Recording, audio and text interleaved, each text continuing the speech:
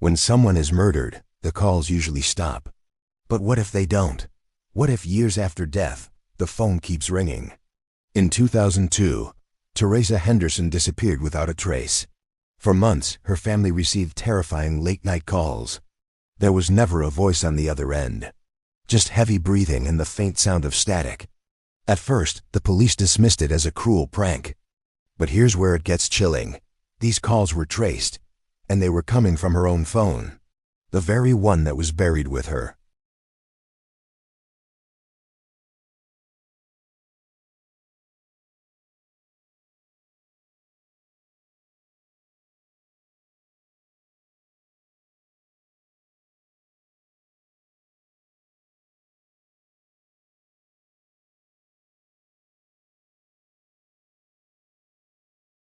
It was always at 3:07 a.m., and it was always just silence. Phone records couldn't pinpoint an exact location. All they knew was the signal was coming from somewhere between three cell towers, in a desolate area the locals called Dead Man's Field.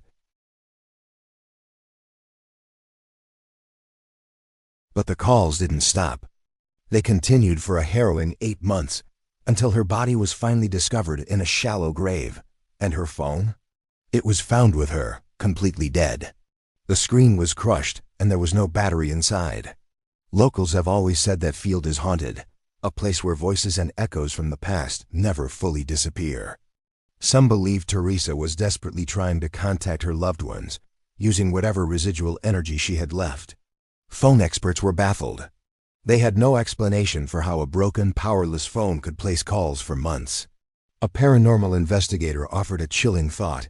Energy never dies. It just looks for new ways to speak. Even after her funeral, the strange calls didn't completely stop. They would come from unknown numbers, and when answered, all you could hear was breathing. 4 years later, the case was reopened.